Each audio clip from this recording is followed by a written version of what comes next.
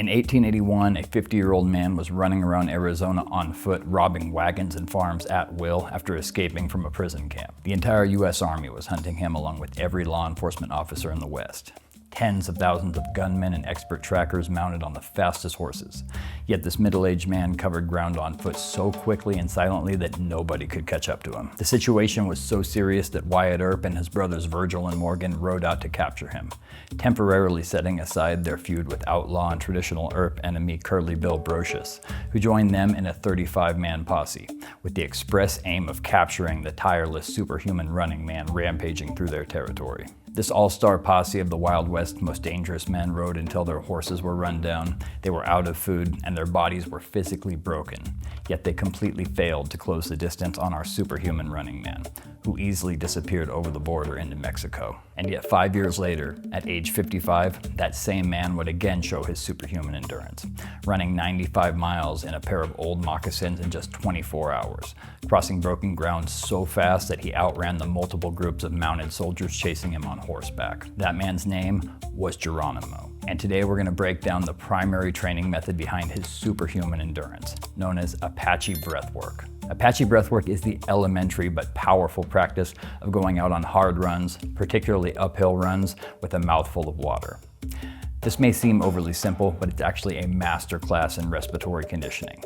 That's because water serves a very specific and important purpose.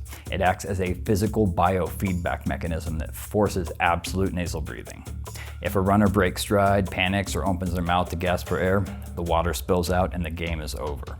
And this was a massive part of my training routine when I was training to run my 802-mile ultramarathon last year through Native American historical sites. Cutting-edge sports science completely validates this method.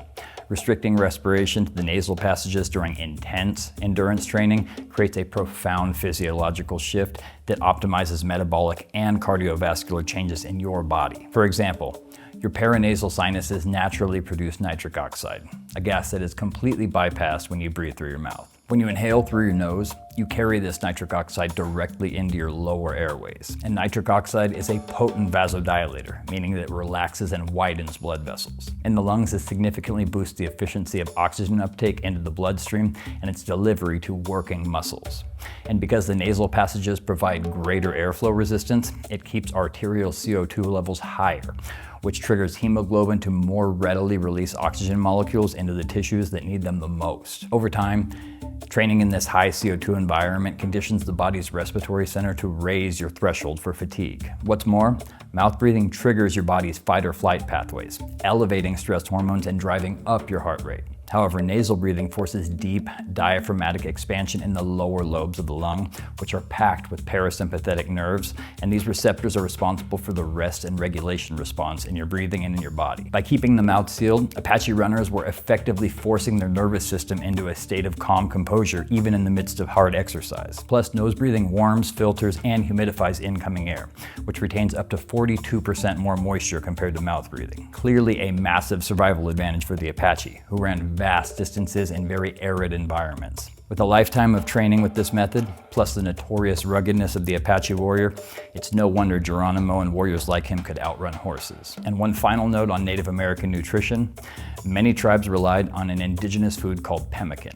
It was a mix of both meat, tallow, occasionally with fruit and bone broth added, that warriors used as their primary food source on the trail. Amazingly, modern studies show that it is shelf-stable for more than 25 years and has more protein per ounce than a modern US military field ration. If that sounds like something you'd want to try out, our friends at Carnivore Bar just released an everyday pemmican bar that costs about as much as a cup of coffee.